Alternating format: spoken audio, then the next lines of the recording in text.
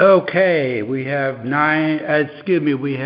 5:32. We will call the Board of Selectmen meeting of June the 5th to order. We have Selectwoman on the telephone, and Mr. Ward, Selectman, will be joining us. I think his children, or a child, is receiving a scholarship award, and he'll be along as soon as he can. So, the first item, we do have quorum because we have two select people present. The first item is to approve a set of minutes. We have the May 1st regular meeting minutes. May I have a motion to consider the approval of that? I'll make a motion to approve the minutes of the May 1st regular meeting. And I will second. Is there any discussion on those minutes?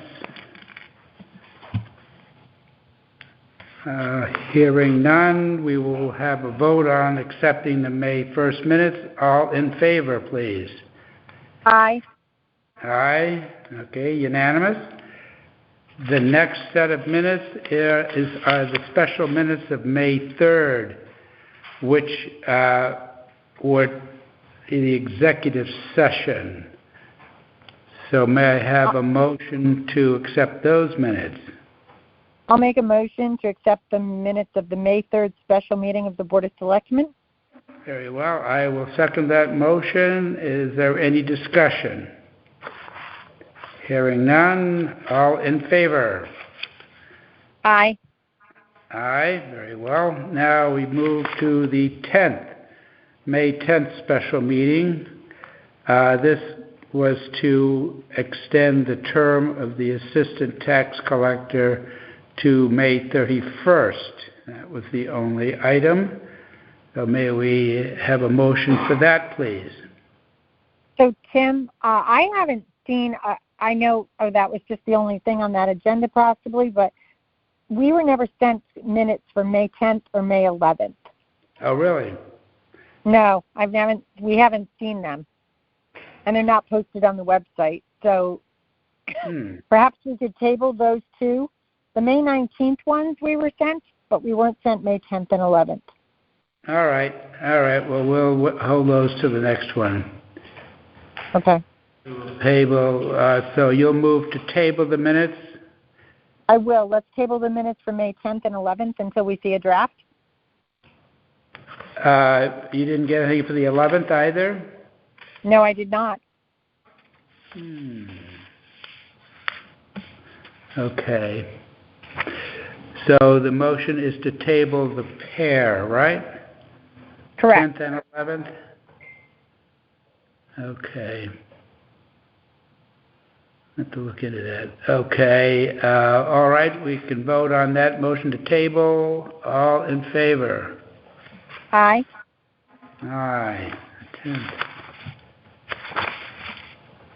All right. And then last we have the minutes of the 19th of May special meeting. That was where we discussed the land use engineering firm, the affordable housing legislation, and the dates and times for the Senior Center informational meeting and referendum. So may we have a motion to consider those minutes, please? I'll make a motion to approve the minutes of the special meeting on Friday, May 19th. Okay, I'll second that. Any discussion on that? I do have a discussion point on that because under number 3, I believe that you made the motion to bring the senior center. You made a motion. It just says it was agreeable to us, but I was quite sure that we made in my notes that we made a motion to have a special meeting for the senior center on, is it June 12th and 13th? June 12th with the vote to follow on the 13th? I'm sorry, I'm looking at my The computer. original concept was the 12th and the 13th, but let's see. That was, so in the minutes it just says that we approved, and not even approved. Well, what I wrote was that recommended that there be another informational meeting for the voters on the 12th at 7 p.m., followed by a referendum on the 13th at 8. This would provide voters the most recent information on the project and an opportunity to vote. I don't have that we made a motion and voted on that, though. I was pretty sure you're the one that made the motion. Matt seconded it, and it was unanimous. But until Matt comes in, maybe you want to table that one as well until we check with Matt's notes? Yeah, because in any event, that's going to be reworked this evening. So we can table it for Matt's input. Okay. He'll be along later. Okay, so we'll move to table then. I can amend my motion to table the minutes from May 19th special meeting until all three of us are present. Maybe we should just agree to rescind that motion and then just to table it. Sure, I'll rescind it. I'll rescind my motion. I'll do the same. So we're going to rescind and table. Okay, so any other discussion on it? Okay, all vote. All in favor? Aye. Aye, very fine. Okay, the next item is number 2, public comment. So we'll entertain public comment from, we have, please come forward. Let's see if we can get this microphone thing. I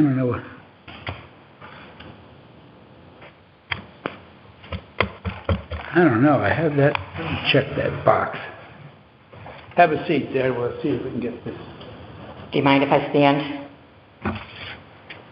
What's that? Do you mind if I stand? No. What's your name? Nancy O'Brien. Where's your address? 11 Center Beach Avenue. Let's see. Okay. You're welcome.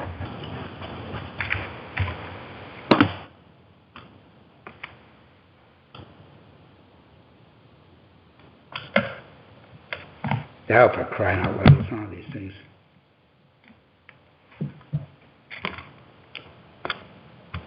Box.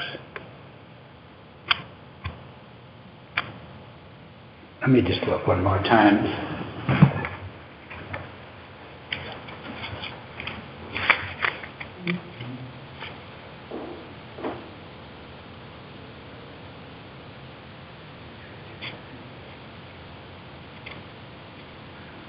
That'll work now. There's about 4 different boxes in there, and I think the master switch should turn them on.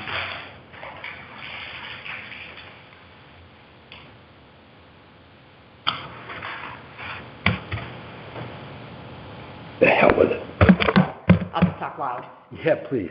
Hi, I'm Nancy O'Brien from the Hawks Nest Beach Club Association. Yes. And I just have a couple of questions. You know, we've been emailing back and forth about the trench that you guys dug through our beach area in the wetlands that borders the garden. Yeah. I ran into Ed on Wednesday or Thursday, whatever day they were down inspecting the pipes and the cleanup, and he said there was nothing you guys could do because it was wetlands.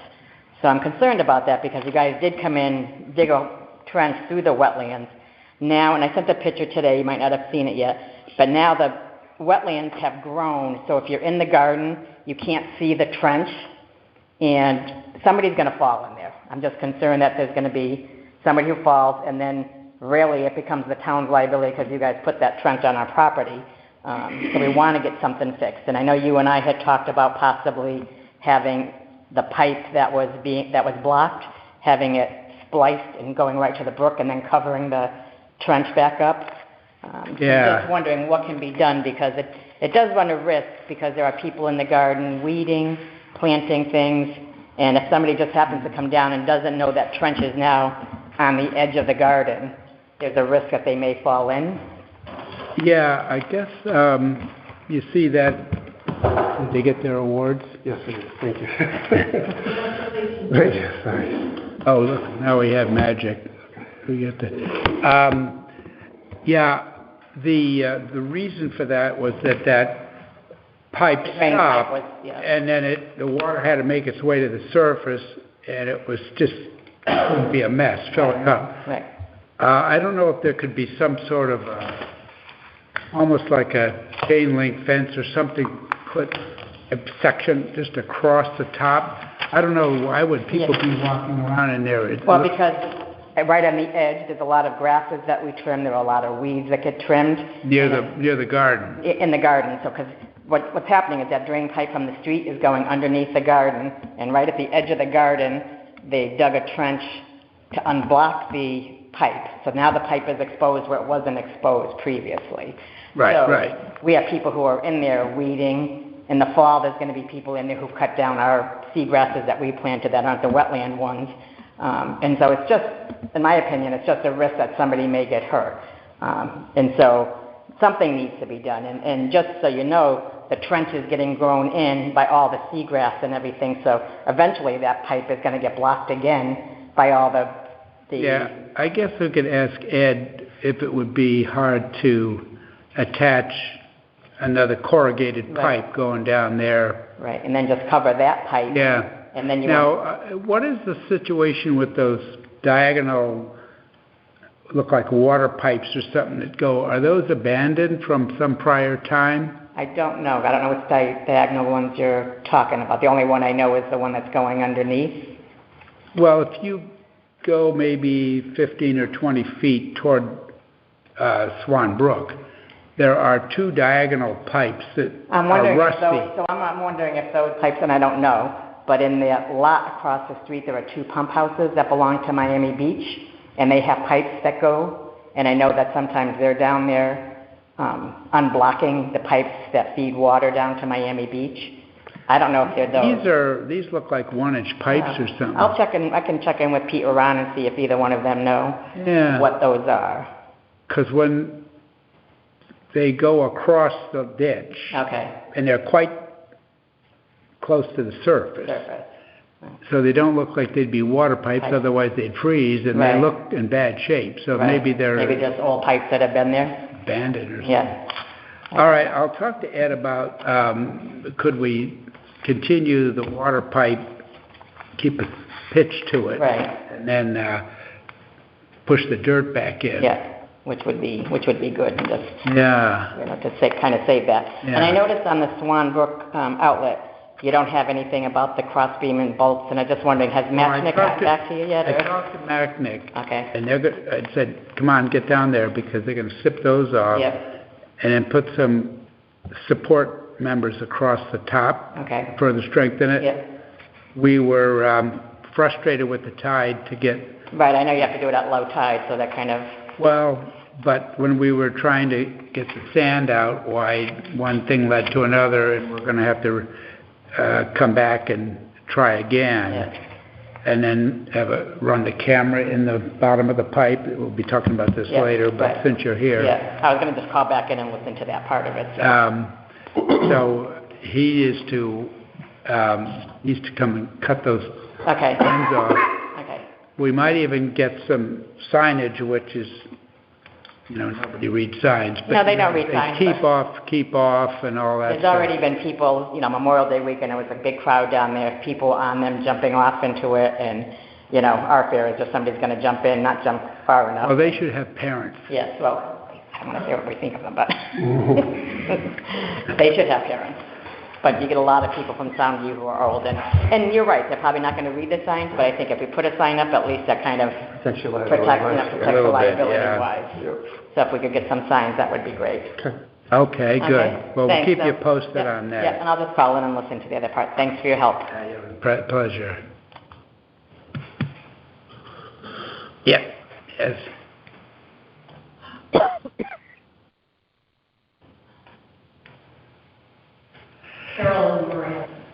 Mm-hmm. Good evening. Congratulations, Daddy. No, thank you. Yeah, I know, those are important Did you see the times. police cars giving out tickets? I did, but I would like to say, in my opinion, Oh, it's not where they need to be given the tickets. Down where they were doing it, the mileage, the posted speed is 45 and 40. So if they're doing 50 and 45, that's not a big deal. It's more, this is my opinion, I'm not, I'm not a police person. However, it seems so they give the tickets down there, but by the time they get back down to Otter Cove or Otter Creek Road, Otter Cove Road, I think it is. Otter Rock, I think. Otter Rock, yep, where the old abandoned gas station is. By the time they get back down there, they're already back up to 50 miles an hour, and they fly, then it becomes 30 miles an hour. Okay, at the golf course, it diminishes to 35, and then at Columbus Avenue, which is, Near Teddy's. First or Second Street on Miami, it's 30. And then it's 30 all the way up past the police station up to Edgeley, which is just beyond Oline Shores. So yes, that's where I think the patrolling needs to happen, not way back down where they exit the highway, because the speed is posted that you could do 45 and 50.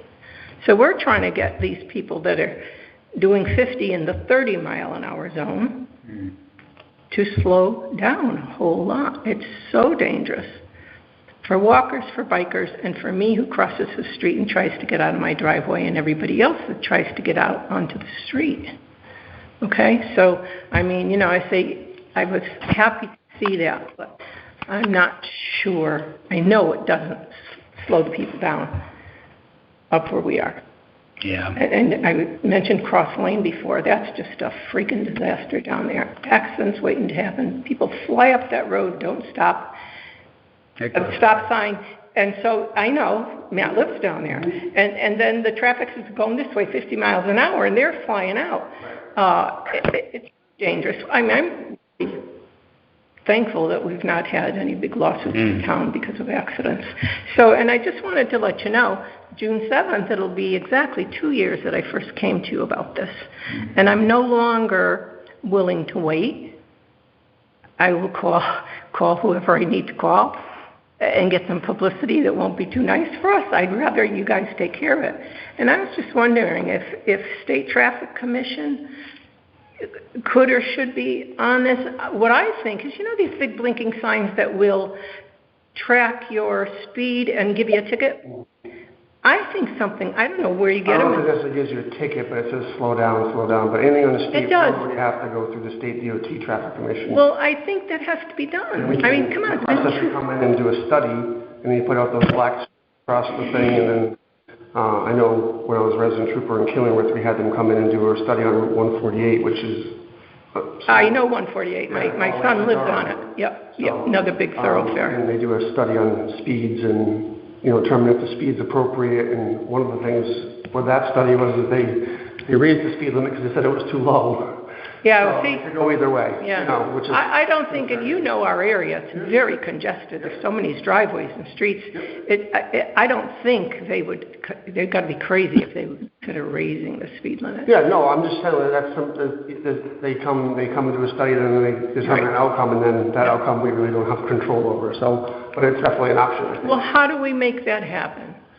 Reach out to I believe the Selectmen's office reaches out to the State Traffic Commission at DOT and request, or see when the last study was and request they do a study. Can you do that? Will you do that? I guess if you're going to ask them to do a survey, I don't think you're going to drop it below 30. That would... No, but just saying, but the speed limit changes 3 times in a matter of a mile. Probably a mile. That could be an old practice. That could potentially change. They'd be like, we don't do this anymore. We're going to change it to a consistent speed limit, which could potentially raise it or lower it. But I suppose once you start getting past Cherrystones and Mile Creek, thickly settled. That's where it gets the worst. It gets the worst from Otter Cove all the way past the old Cherry Stones past all the beaches. That's where it's... Yeah, but I mean, if there was some thought of reducing the whole thing, Old Shore Road in general, or Route 156. No, but I think they take into density, how many houses, how many driveways, roads coming off of it. It's not and just... it's seasonally, it's quite different. Right. Yeah. Well, the amount of traffic is quite different, but not the speeding. I agree. No, speeding goes on all year long. My side window, my lounge chair is there. It's certainly exceeding the speed limit throughout town is... It's all over. It's an epidemic, you know. Yes, you're right. Everywhere is You're asking right. for those blinking signs. Your speed is 42, the speed limit's 30, that sort of thing. Yeah, well, that was put down there actually on the end of my street for 4 days once a year ago, and nothing ever happened. I don't know if anybody got results. People's memories are incredibly short, yeah. You know? But really, we're kind of at wit's end here, and we really want some action taken. Probably somebody with the speed enforcement radar in the car and so forth is your best bet. And even that, the memory is very short. You know, the person who gets a ticket might not be, but, you know. That's what if they get a ticket, it might hurt a little bit, and then maybe they will slow down. So anyway, it's been 2 years. 2 years on the 7th. I'm tired of talking about it, and we've got neighborhoods. We're talking, we'll get a petition. We'll do whatever we have to do, but we don't think we should have to do that. We think the towns should take care of that. Don't you agree? Yeah, I think it's a very, you know, to expect nirvana is tough. Because I don't think we're expecting nirvana. I think we're hoping that we don't have one child get killed on their bike or crossing the street. You know? Yeah. That would be so tragic. Then what do we say? Oh, gee, we should have. You know, we shoulda, woulda. Yeah. Anyway, so thank you for listening. Okay, very good. I hope we see something happen. My second thing is the handicap parking situation in town is horrendous. And I know I talked to somebody, you have a part-time disabilities person, is it Stephanie or something? ADA? Yeah, an ADA person. She said she does part-time. Is she with social services or something? Anyway, I talked to her. Amy Benatti. Thank you. And she told me she only dealt with anything on town property. Okay. So now we have an issue with town property, the town parking lot at Soundview that just got striped with 3 handicap spaces last Thursday before the holiday. No way, in no way, shape, or form do any of those 3 meet ADA compliance regulations.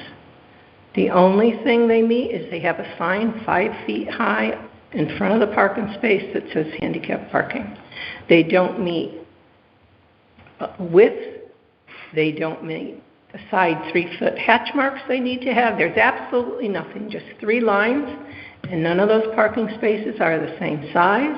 And it ires me that it happened in the first place. And if whoever we're paying to do that, I can't imagine that they would have done that, and maybe the town paid them to do it.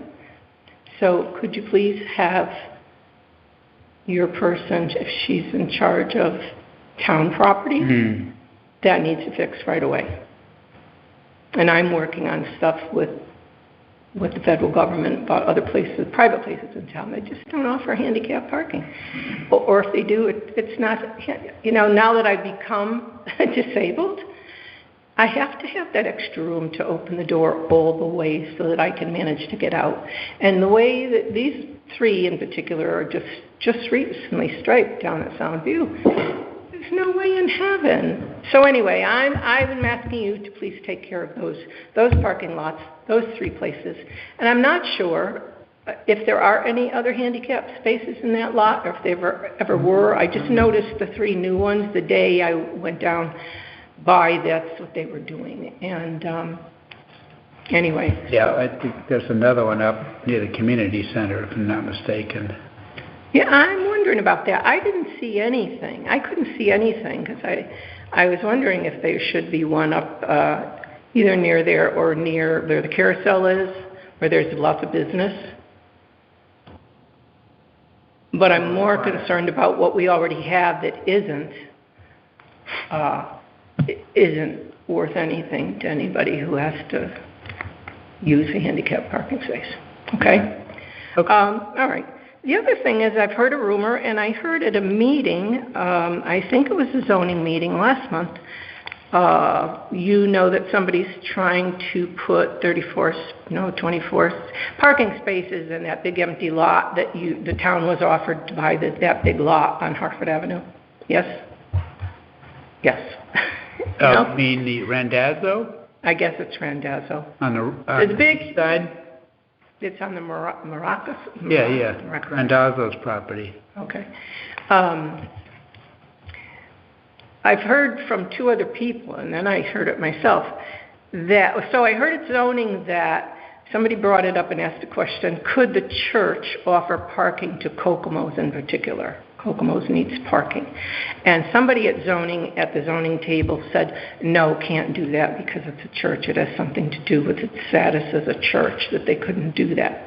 But there is rumor going around by reliable people now, and some people that live right there next to the parking lot, and others that some person's name that we hear a lot in town is trying to arrange parking spaces for Kokomo's on the church property. So I hope you would check into that. So it's not Randazzo you're thinking about? No, it's not Randazzo. I looked back, I thought there was something where it was something to do with their... Did we look into that before? That we thought that they could allow parking for employees, but if they went to charge someone to park there, it violated their status. I don't know. I think it has something to do with I'll look at my church status. Yeah. Okay.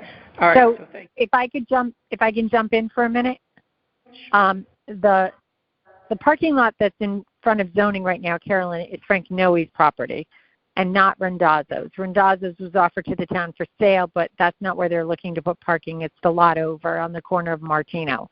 That's a separate lot. Okay. And I've heard the same rumor that Carolyn has heard, that someone was trying to make a deal with the church for Kokomo's to have their employees park at the parking lot.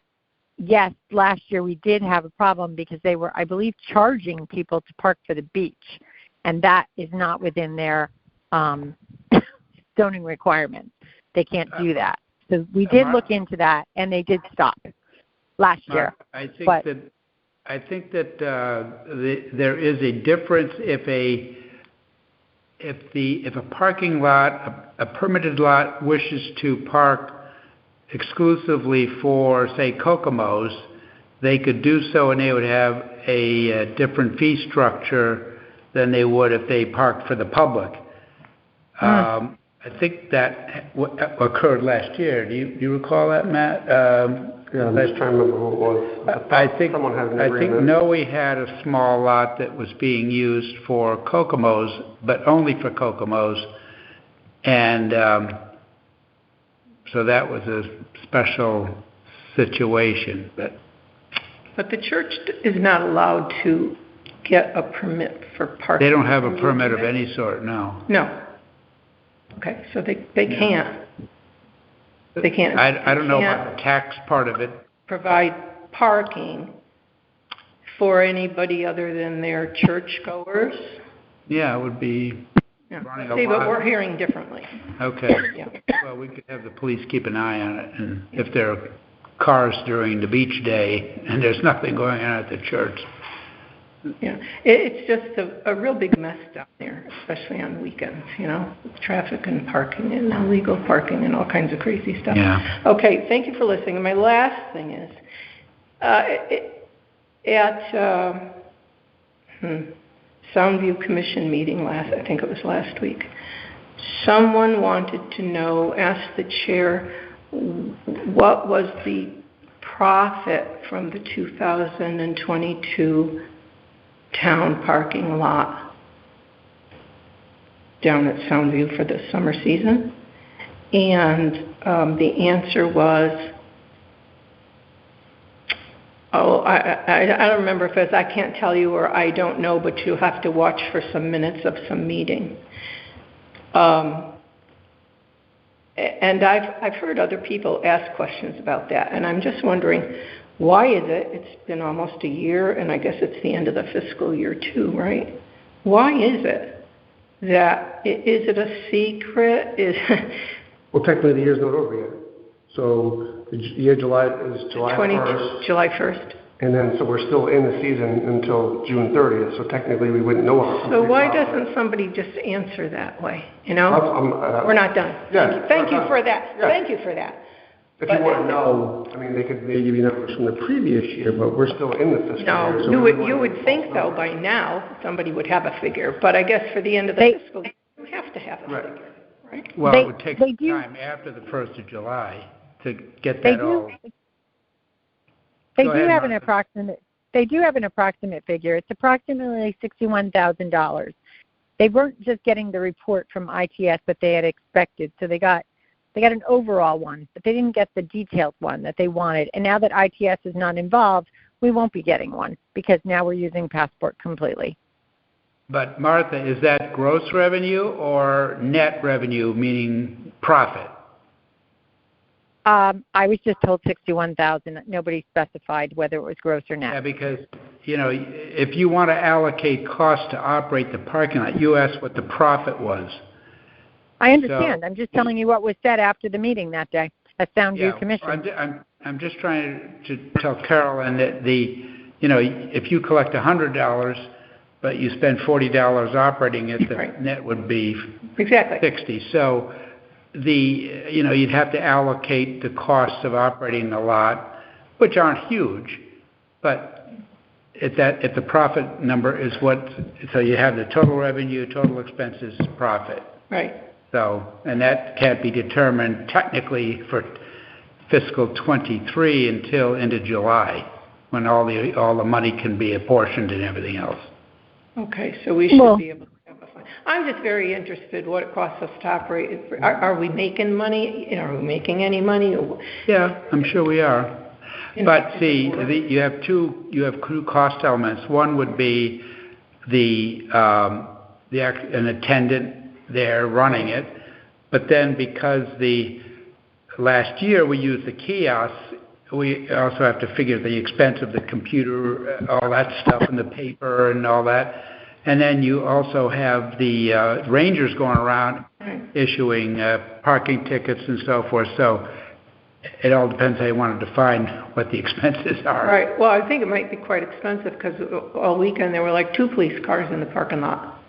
So you're paying for police officers and rangers, and it just I think it's a very expensive operation. Maybe why are we doing it? Yeah. Anyway, okay. So I'll wait. I'll be patient for that figure. Okay. Thank you.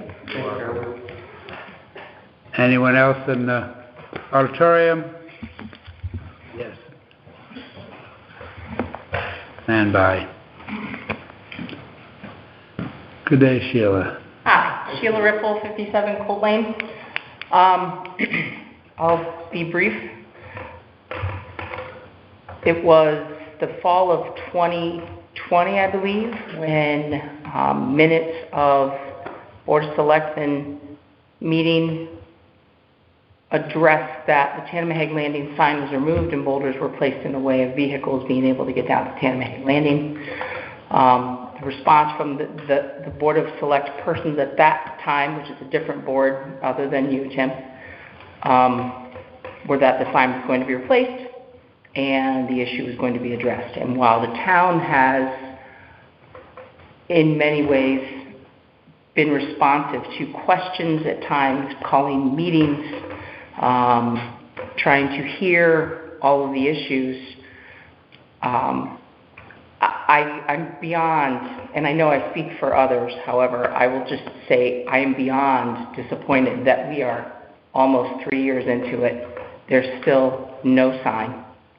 There's been talk at different meetings about different types of signage, ways to address the issue, ways to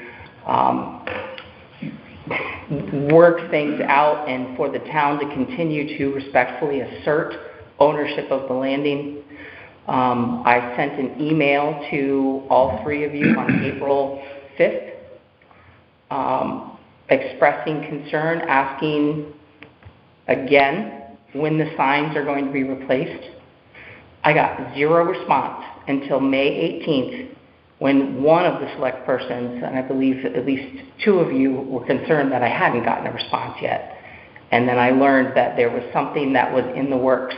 I saw in the agenda for tonight that there's been a proposal and that details can't be discussed. And while I understand that details can't be discussed, I feel like a broken record saying that the town giving a proposal when the town has been asserting that they own the property and that no deed and no tax dollars have been provided to the town, that it is owned by the resident. I still don't understand why we aren't moving forward as if the town owns it. And the lack of response with this last email is so disappointing. We've had these conversations. It was the March meeting that the homeowners once again asserted ownership with, to my knowledge, no proof and no evidence. And while I realize that there are a lot of things going on, and I've said this before, this is a first world problem, and yet you have people who have enjoyed access to that spot when it's cleared. And I also would like to say that I just sent to the three of you in town council a picture that I took on Friday, and I went down there today, an hour and a half before the meeting, and it still looks the same, that there's been no public works down there. There's been nothing cleared out. There's nothing. I'm out of words, and I'm not going to go on and on. So I'm not going to ask a question because I don't expect an answer. But I'm just going to tell you it is very disappointing. I just want to let you know, you sent an email on Friday, correct? No, I emailed the photos to you just now. Okay. I thought you said over the weekend because the email was down over the weekend, so internet was down at the town hall. I took the photos on Friday. Not to make excuses, but just let you know the email. Thank you. Thank you. Anyone else here? Anyone on the phone? Yes, I'd like to comment, please.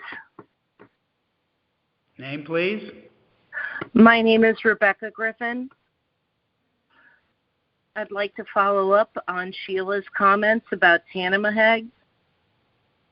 Again, I have been in contact with the Selectmen's office since shortly after the Framptons purchased the property in 2020. I agree that, I think it's great that, Tim, you have publicly commented that you disagree with the Framptons' assertion that they own the property, but it is frustrating that 3 years later there's not been a resolution. I myself have emailed several times and have not gotten a response from any of the select people. I think Martha was the last person that got back to me on an email that I sent probably last fall. We know that the town had hired an expert or a land use person or a surveyor that gave their assessment that the property was indeed owned by the town. And what I find really suspect or really bothers me is that, on the agenda, that today's agenda was written that we submitted a proposal to the Framptons. To me, when we submit something, when you are submissive, the perception is that we're giving up, that, the town is giving in. And I don't think that that's really appropriate in this case. I also want to comment that I know that the Framptons are concerned about vehicle access down there, but it's a good 100 yards to access the water from where they want people to park. And if you do that with a kayak or a canoe, you better be working out all the time, because that's going to take a lot out of you. So, I think that our original discussion of parking was up towards the front of the property, and now it's nearly impossible to get in there and turn around with the plantings that they have put in, the shrubs and trees that they've planted. And those are probably planted strategically on their part. And lastly, I agree with Sheila. I'd like to see some signage go up, and I'd love to see the town crew down there and have the town act like, yes, it is owned by the town. Thank you. But just as a footnote, the expert did not make a statement that the town owns it. I think what we're asserting is that the town road is a town road regardless of who may own the underlying real estate, just like many town roads. So this is the proposal is not to give in. I think this is when we're able to release that, and I think very shortly the time frame for the response will be up, and then we'll see what happens. But we're not giving in by any means. So that's good news. Thank you. Okay, thank you. We will move to communication. I received a letter from the Department of Transportation with the offer to extend the lease on the so-called Scenic Overlook Park. This is on a parcel of land up at the top of the, as the ramp goes, the on-ramp to exit 70 goes up the hill on the right. At the top there is about a 1 acre area that has been developed into a small park. And people can go up there and have a wonderful view up the river. And there is a granite, I guess you'd call it a slab on the ground that has a map etched into it and so forth. And it's fairly close to the electric tower up there. So we will be asking, I just want to ask the Selectmen later on as to extending this lease, which has been done in the past. It's a 5-year lease, so it would go from July 1st of 23 to June 30th of 28. And actually, that's the site where one of the Eagle Scouts did some work to beautify it, because it's somewhat infrequently visited, which is a shame because it's really quite nice. So you need one of us to make a motion to extend it? Actually, yes. I think the language would be to execute paperwork to extend the lease for a 5-year period from July 1, 2023 to June 30th, 2028. So moved. Second. Okay, moved and seconded. Mr. Ward, Ms. Shoemaker. Any further discussion on it? All in favor? Aye. Aye. All right, very good. Thank you. I have a draft letter which I believe Mr. Fogliano prepared, which I'll work with him on refining it, and we'll get this put together, I think, along with some other letters from town agencies to go to our representatives and other selected people in Hartford, which has to do with the legislation for affordable housing. I believe we are generally in opposition to House Bill 6633, an act concerning a needs assessment and fair share plans for the municipalities to increase affordable housing, and also House Bill 6890, act concerning qualifying transit-oriented communities. And Mr. Bogliano's given us some sample text here, so I'll work with him and get that, and then we could, as a board, move that along. And I think planning and zoning will be also doing a companion piece. Is that right, Marco? Yeah, and if I may, since that was drafted and we originally discussed it, there's been a fair amount of activity in the legislature.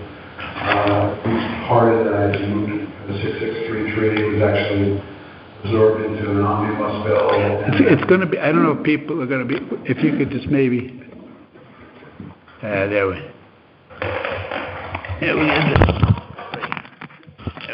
I think if you intend to send a letter, the session is almost over at this point. 6633 in particular has evolved, was absorbed into an omnibus bill that was subsequently recast, and just over the last, I think, 48 hours, or the end of last week, was rewritten and substituted by a Senate bill that was already passed. Okay. So 6633 is moot at this point. I believe 6890 is still pending, but there's some doubt as to whether or not it's ever going to come to a vote. So do you think it would still be worthwhile to respond to that one? Yeah, potentially so. But certainly what's in the original draft, a significant portion of it now is moot. Mm-hmm. Mm-hmm. So the fair share thing is moving forward under the omnibus type thing. Actually, the omnibus was completely rewritten, and most of the original 6633 went into the omnibus bill. 6891 was in track of all these. And then subsequently, most of the provisions originally from 6633 were stripped out, and what remained was having a study done on what the fair share numbers might be, but none of the enforced zoning or sanctions were retained. Okay. My understanding, based on, I haven't actually seen the text of it. All right. But that's my understanding. We probably want to sort out exactly what's left. But in any case, whatever was in 6633 and remained as of the end of last week has already been voted on. Okay. Well, maybe we can conspire. So think about it and just get a beat on where 6890 stands. All right. The transit-oriented development bill. Okay. So I'll look into that and then all right. Get back. Splendid. All right. Well, there are no appointments to consider now. So old business, the Halls Road improvements. I don't think there's anything material to report. I believe the engineer's still working on the bridge, some of the rights of way and so forth, and so nothing material there. We'll be hearing that.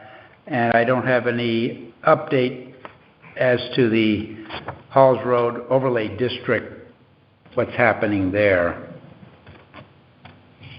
Soundview Sidewalks, the committee met and they believe that the the Soundview Sidewalk project is complete.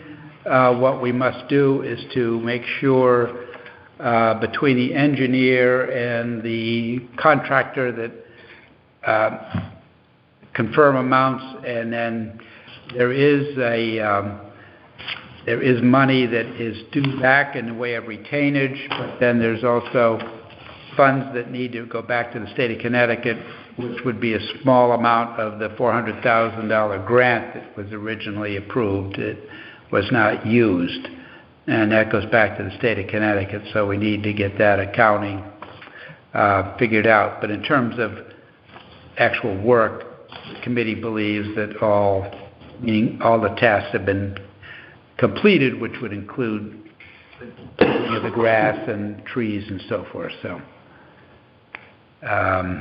we'll try to wrap that up. Soundview Sewers, we're eagerly awaiting more confirmation about the DEEP funding that would be between $14 and $17 million in the form of a cancelable loan.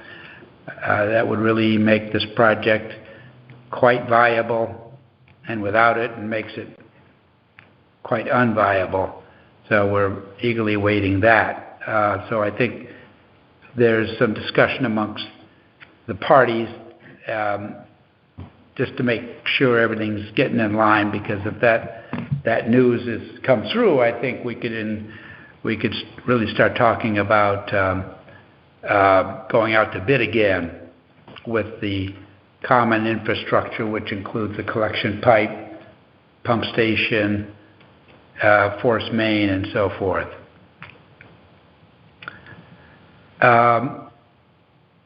Senior center expansion.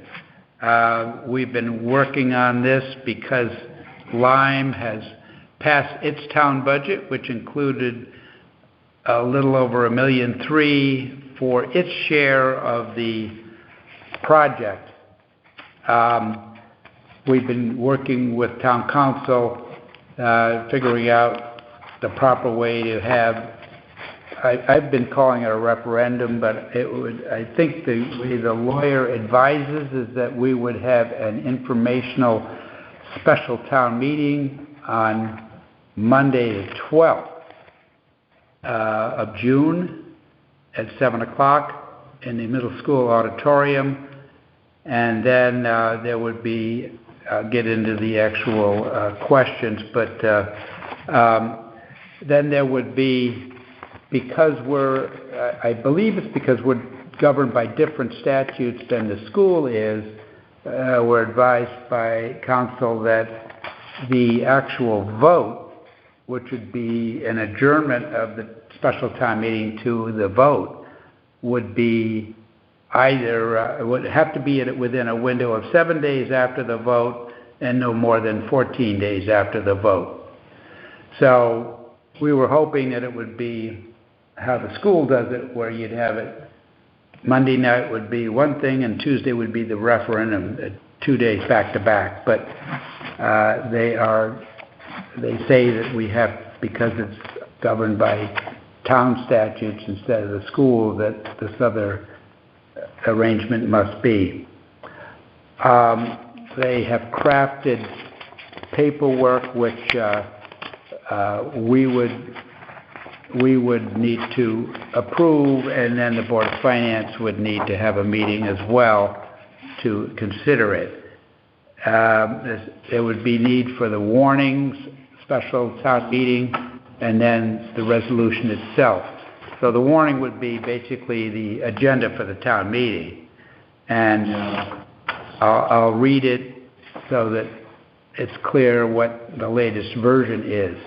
So it says, the Town of Old Lyme warning, special town meeting, June 12th, 2023, and vote by paper ballots on June 20th, 2023.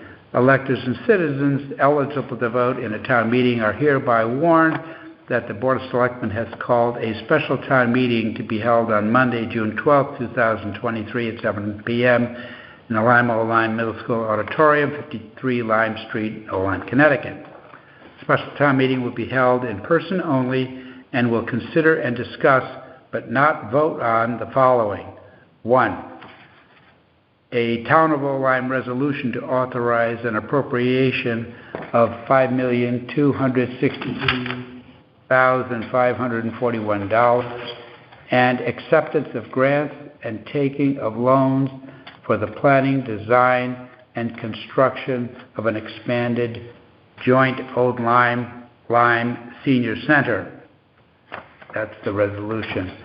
Now, the notice of a vote at a polling place further is hereby provided that pursuant to Connecticut General Statute 7-7, the Board of Selectmen on June 5th, 2023, voted at this meeting shall adjourn, this meeting meaning the school one, shall adjourn and vote by paper ballots of the electors and persons eligible to vote in a town meeting shall be held on the resolution on June 23, June 20th, 2023, between 12 o'clock noon and 8 o'clock p.m. at the old Lima Lime Middle School Gymnasium, 53 Lime Street, Connecticut, at which time the following question shall be submitted to the voters.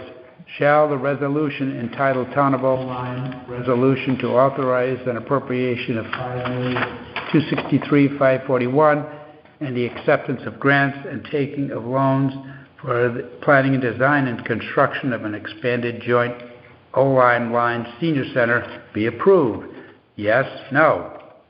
The ballot for said question shall read, shall the Town of Old Lyme appropriate the sum of $5,263,541 to pay the anticipated total cost for planning, design, and construction of an expansion of the Old Lyme Senior Center facility subject to reimbursement by the town of Lyme in the amount of 25% of the total project costs, and shall the first selectman be authorized to apply for and accept federal grants and state grants and or borrow funds not to include bonding solely to repay the town's portion of the cost of the project? Yes, no. Voters approving the question will vote yes, and voters opposing the question will vote no. Copies of the full text of the proposed resolution and a plan showing the proposed changes to the senior center are available on the town website and in the office of the town clerk in the Town Hall, 52 Lime Street, Lyme, Connecticut, during normal business hours. Dated at Old Lyme, Connecticut, on the 5th day of June, 2023. Board of Selectmen, Town of Old Lyme. Timothy Seeger, the first selectman. Martha H. Shoemaker, select woman. Matthew P. Ward, selectman. That's it in a nutshell. Yeah. So now the vote is on the 20th, not the 13th? Yes. This is the 13th? Well, this is the 13th. Well, apparently our rules are different than the school's rules that they can do the 2 days back to back. We posed this question and the lawyers seem insistent that we had. It's just unfortunate because the word's already gotten out, so we're going to have to just backpedal now. Yeah.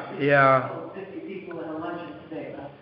Yeah, well, we can do a publicity situation here. I mean, we really haven't gone out with hard facts saying. Now, I'll read the resolution as well.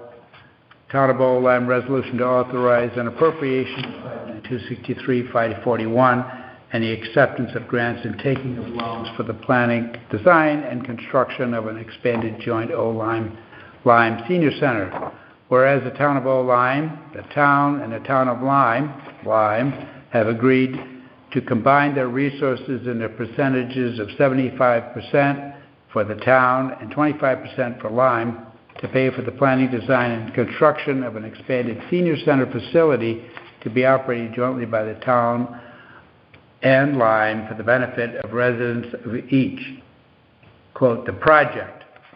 Whereas the town and Lyme anticipate that the total remaining cost of the project will be $5,263,541, making the town share $3,947,656, and Lyme share $1,315,855.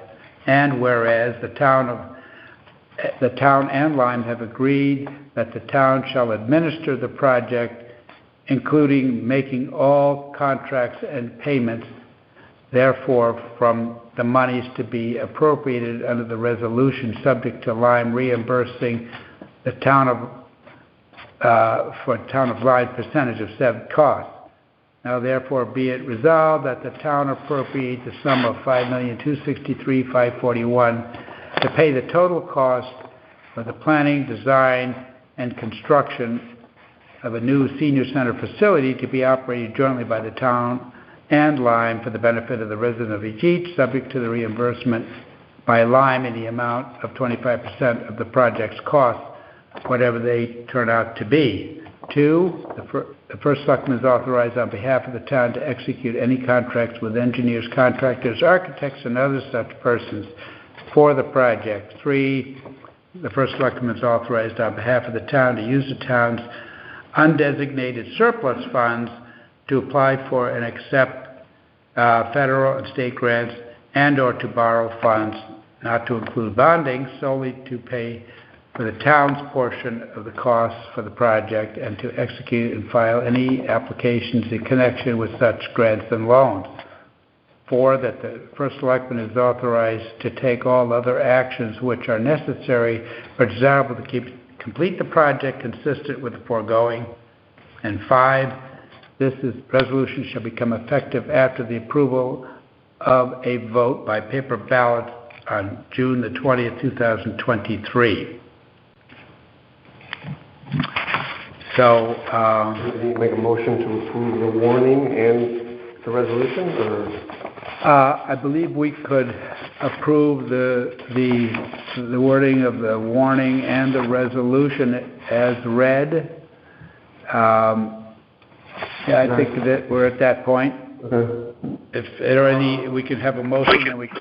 Okay. I'll make a motion to approve the warning of the Town of Lyme Special Town Meeting for June 12th, 2023, and the resolution authorizing an appropriation of $5.263541 for the planning, design, and construction of expanded joint Old Lyme Senior Center.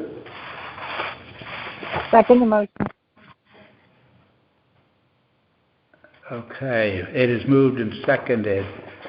Does the board have any further comments on it?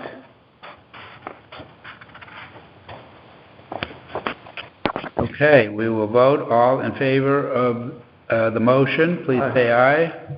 Aye. Aye. Okay, that's unanimous.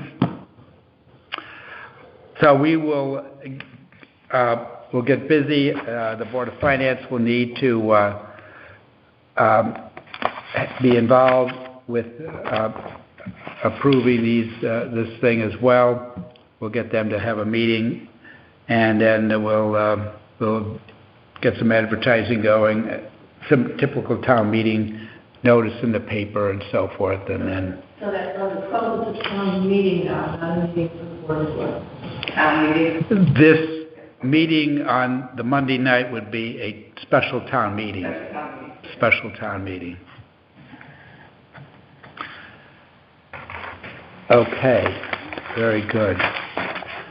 I know the registrars are, they will have to work to get their staff to be able to function on the 20th instead of it was originally thought to be the 13th, but the 20th, so hopefully that will be workable. I have saved the middle school auditorium for the presentation, so that is set.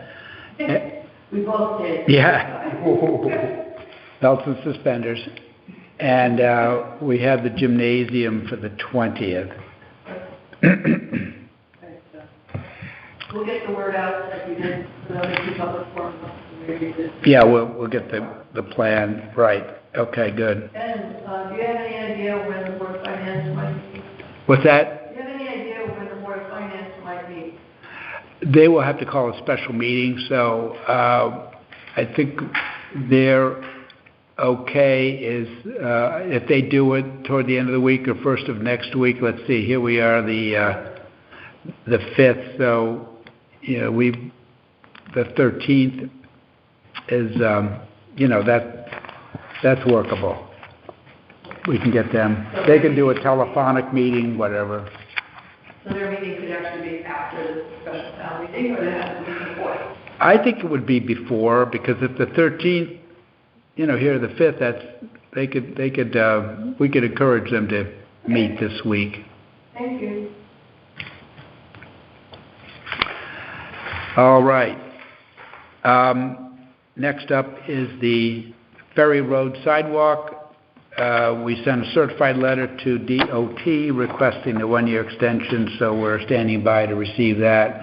Once we have that, then I believe the engineering should be in order sufficient to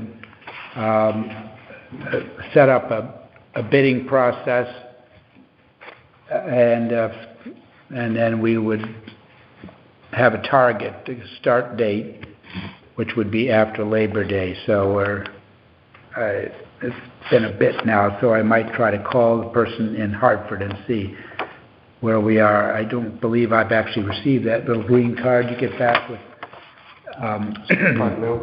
Yeah. Keep that moving forward. The Swan Brook outlet, we had the company that comes down to evacuate the sand out of the pipes that go under the beach from the north side of the beach to the south side. As we know, the wooden crib has been restored. There are a couple things need to be done with that. In particular, the bolt ends that protrude need to be cut back to the bolts so they're less hazardous. And secondly, we want to have some cross members applied to the top of the crib so that would strengthen it with respect to storm and wave action. This Monster Vac company came down with the intent of removing the sand. There were some hiccups in the process so that they were able to evacuate the sand from the east pipe, which is not as compacted as the west pipe. And so they were able to free that up, and then they turned their sights on the west pipe, but by then the water level, the tide started coming back in, so they had to cease. So we will have them come and finish that. And then we would like to run the camera just to confirm that the seams in both pipes are tight. There's one opinion that there might be some roots or something coming through one of the pipes, but we'll find out. Let's see. So that we hope to get during the month here, get that second thing done. In talking with the Macnick, the contractor, and our engineer, there was some thought about having that making a cover over the west pipe at the Long Island Sound end. Now, unfortunately, the situation on the north side of the beach is not the same at the south side, because on the north side, each of the pipes has a concrete bulkhead with two grooves on either side that could accept either a wood or a steel plate to go and cover the pipe. On the north side of the beach, there's also some metal grating that would stop debris from coming into the pipe. I think the one on the west is in better shape than the one on the east. But at the Long Island Sound end, the bulkhead is just a concrete structure, and it does not have any grooves like the one on the north. So if we wanted to cover the pipe once it's clear, I think the wood crib on the west side could be extended to create a place for a big sheet of plywood or a metal plate.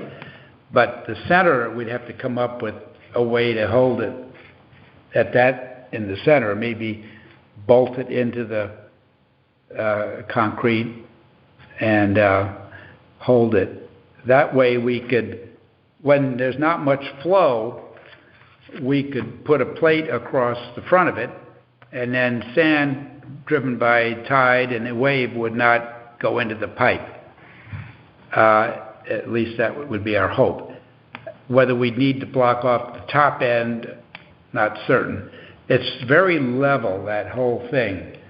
So, for instance, when we opened up the east pipe completely, whatever water had ponded in the pipe behind the blockage, it went back north and around into the end of Swan Brook and entered the east pipe and left.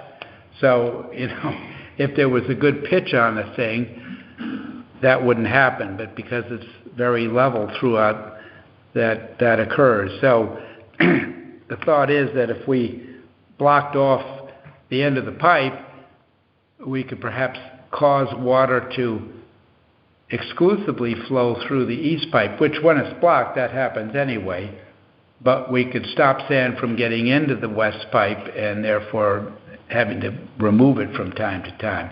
Now maybe the wood crib will stop the accumulation of sand to a certain degree, because I think years ago when the crib was intact, I don't recall that we had such problems, but at least that's a thought. So we'll see if we can think that through and maybe get a cover that would stop, and then you'd force all the water down the east pipe and hopefully keep it clear. Because two big pipes like that for this flow that we have in Swan Brook without a big rain event is, it's just not clearing both sides. So if we can get that resolved this month, that would be ideal. Okay, the next item is the Town of Hague itself.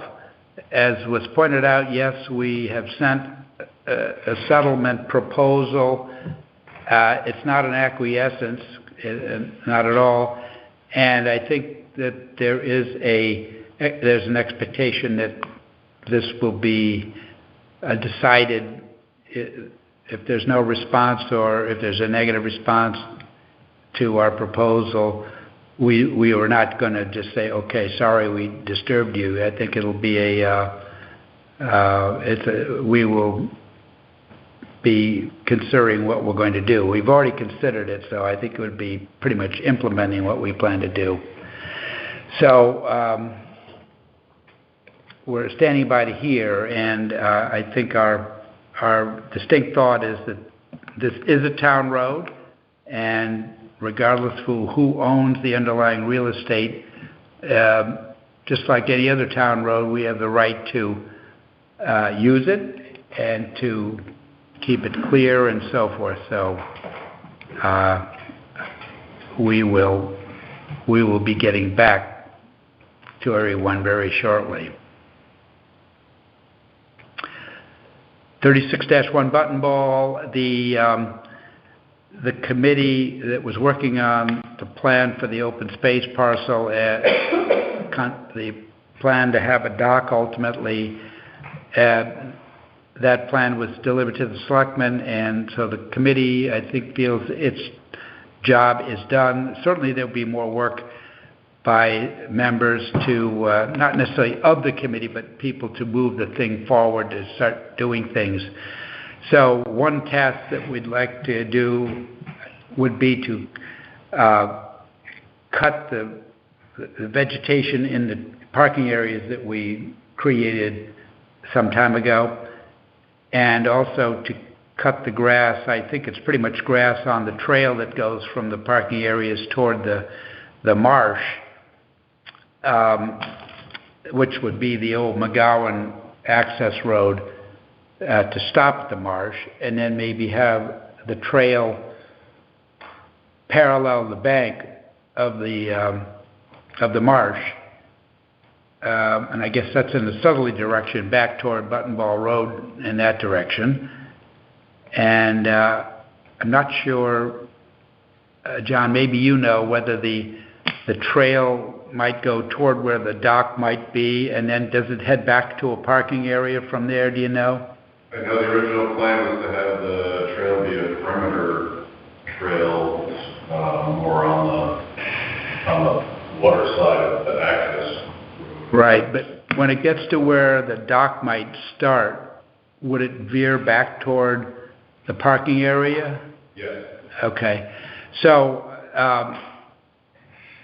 we had a couple of volunteers who were going to help to do that, but when I spoke to the land use administrator, Eric Knapp, he said that zoning, he recommends that zoning approve doing something near the marsh as minimal as cutting some brush and so forth before proceeding. There's already some sensitivity in that area, so we might be well served to have the zoning commission, which will be meeting in another week or 10 days, bless this plan before simply proceeding. He did not think it would be very controversial, but out of an abundance of caution, I thought that might be the most sensible thing to do at this point. So we'll do that. And I think there's some additional mowing around, some signage up top on near Button Ball Road to make sure people can see the sign and so forth. Next is our Shoreline Gateway. Do the selectmen have anything they want to say about that? Martha? Yeah, I'm here. Okay. Any comments on Shoreline Gateway? Yes. All right, can you hear me? Yep. Very nicely. Go ahead. Martha, are you still with us?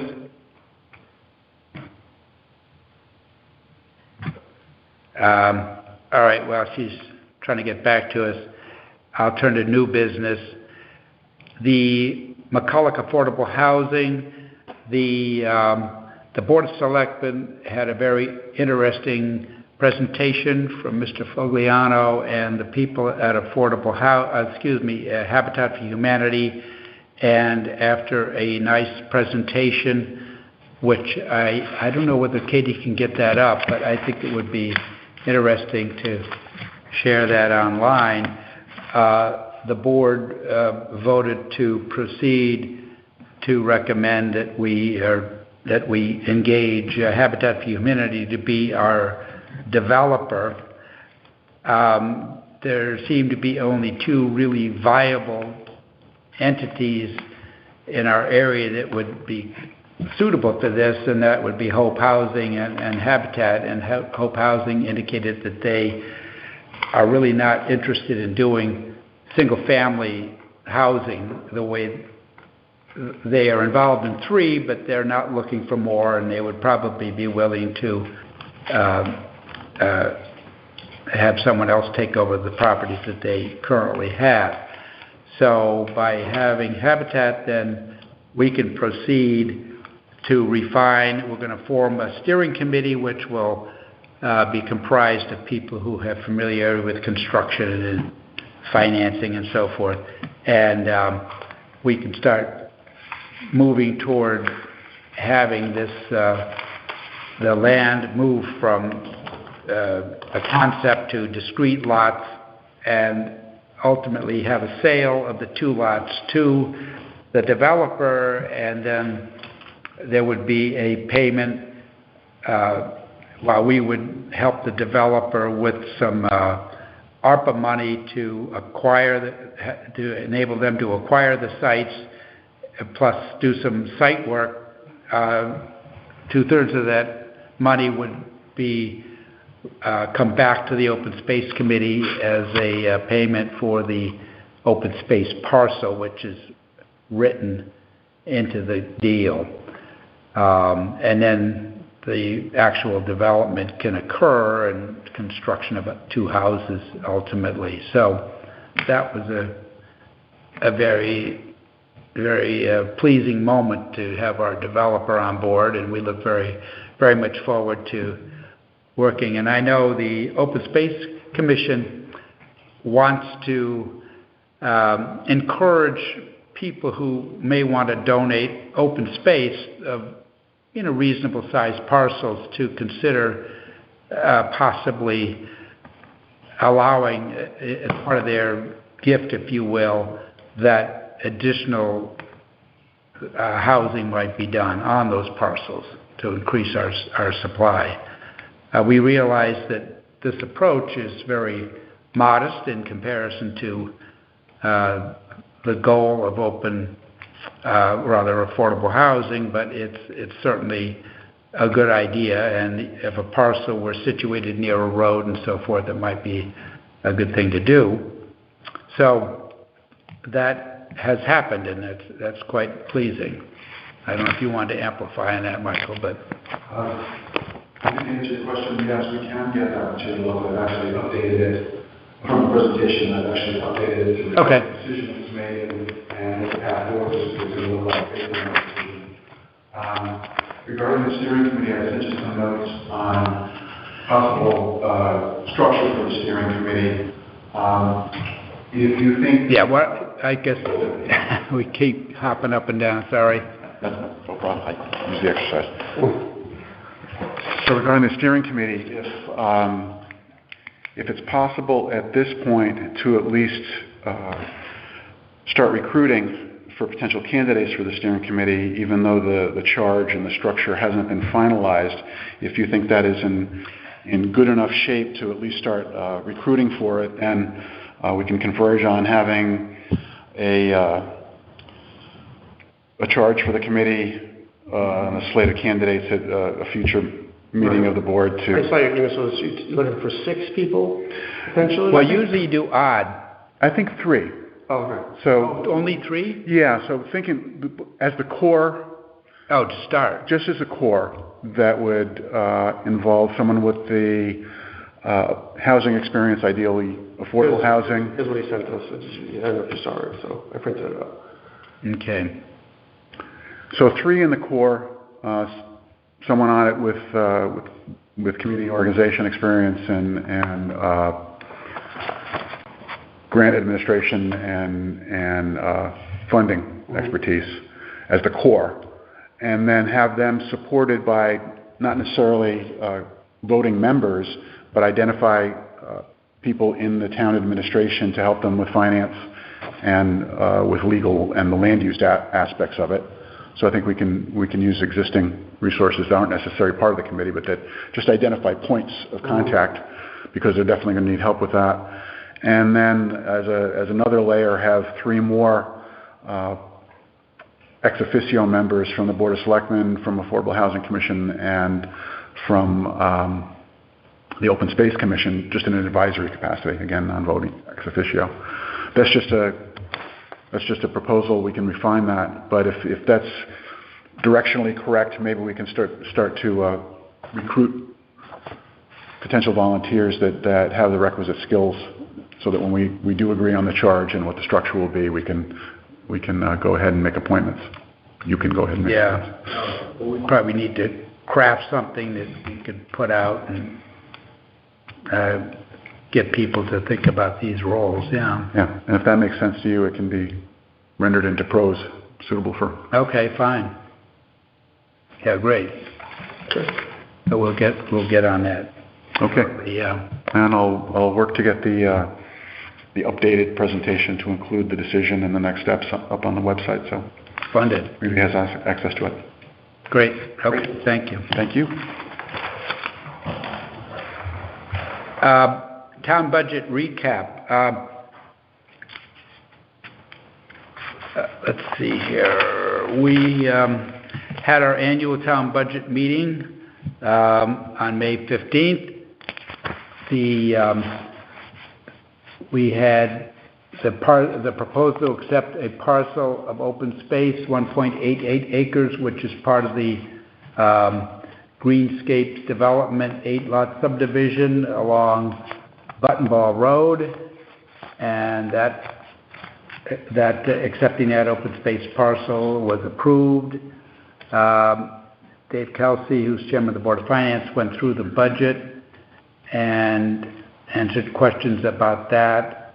The budget itself was approved. The payment of taxes in 2 installments and any amounts under $100 in 1 installment, and a supplemental list for vehicles. That also was approved. The question about amending the ordinances that determine how the tax collector and the town clerk are elected. It was proposed that they, instead of being elected, they would be appointed. for 6-year terms, and there was concern that the Board of Selectmen, comprised of 3 people, would limit, it wouldn't be much citizen input as to who would be appointed, because the Board of Selectmen would make the appointment, and even though I think most of our officials who are appointed that are doing admirable job are reappointed, but there was concern that if it could become political if 2 of the 3 members wanted to get somebody out for other than reasons of competency. So it will stay the way it is, and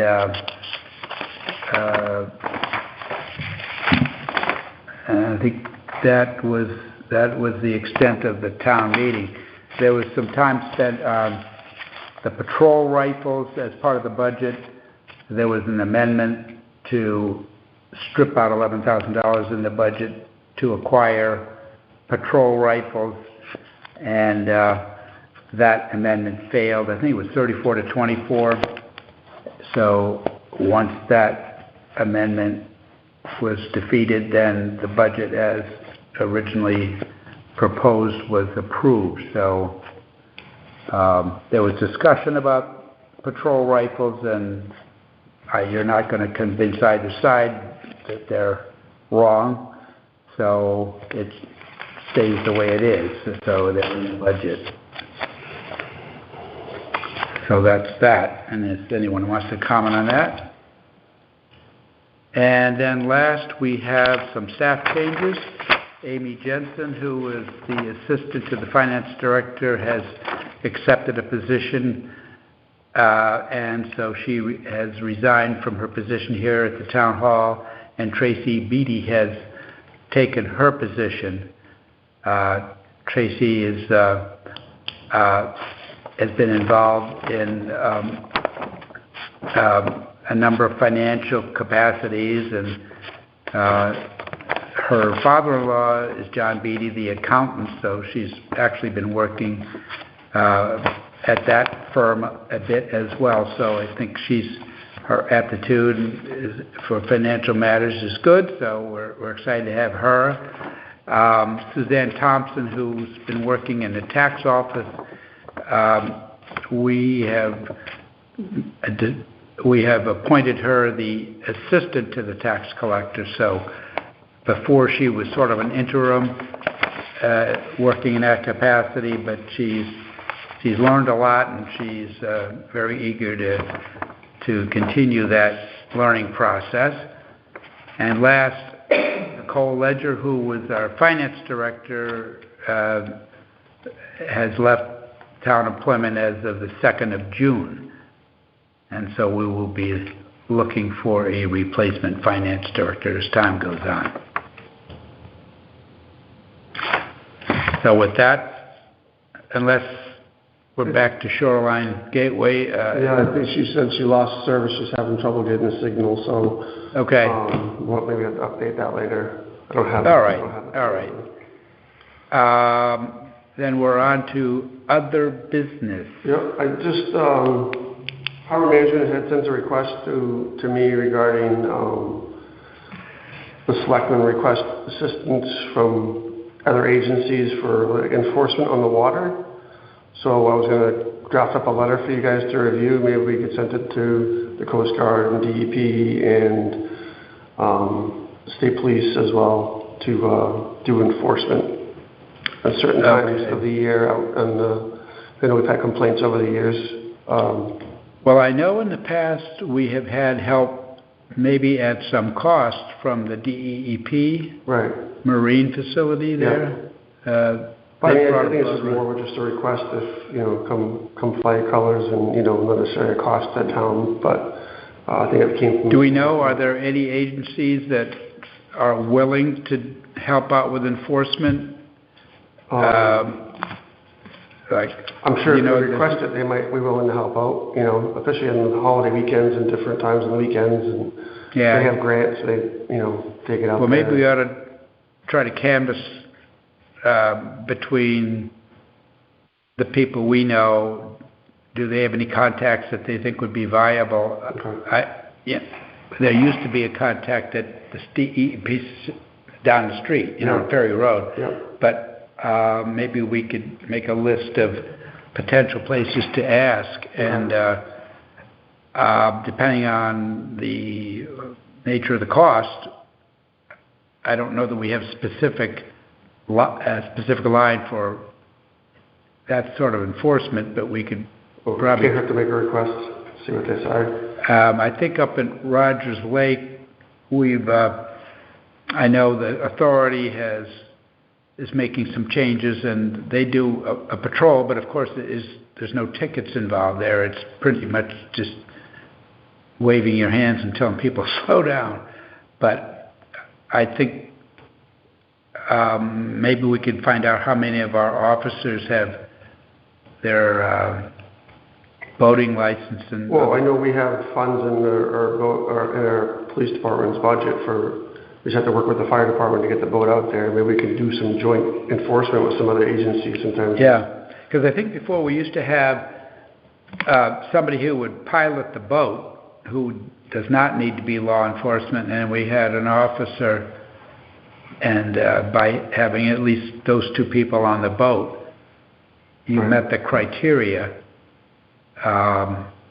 So, yeah, we could maybe... I can look into that and let you know. Yeah. Okay. Try to make a list of... A couple other things. Congratulations to the Lime High School girls tennis team. They were state champions. Third year in a row. June 7th, Wednesday is the senior parade for all the seniors graduating high school. Leaves the high school and goes down to the cemetery area. It's very festive and nice way to send off the kids. And then obviously the high school graduation on June 8th. My number 2 is graduating, so. Because we're going to have the car parade. On Wednesday. And 7th. that... The 7th, this one. Okay. Yeah, Wednesday the 7th. Okay. And then graduation's on the 8th. Should we could put something out maybe tomorrow about that, because I think people do like to line the streets and cheer them on. Many people probably already know about it, but, you know, the ones that don't. Yeah, it can't hurt to remind them. And that, you figure, what time does that start down the street? The senior parade's at 6 p.m. Do they leave from... the high school, come down here and go down to McCurdy and disperse after that. So 6 p.m. people should be in place? Correct. Okay. We'll get that out. Maybe we go with a newsletter type thing. Yeah, I'll talk to... I know we have the banner on the town. Yeah, I saw that. No, perfect. Good. That's all the other business I had. Okay. Is that it for you? Yep. And Martha's having phone trouble, so I'm assuming she's not connected anymore. Martha, you there? So. Guess not. Okay. Well, I think that gets to the end of the agenda. Okay. Make a motion to adjourn.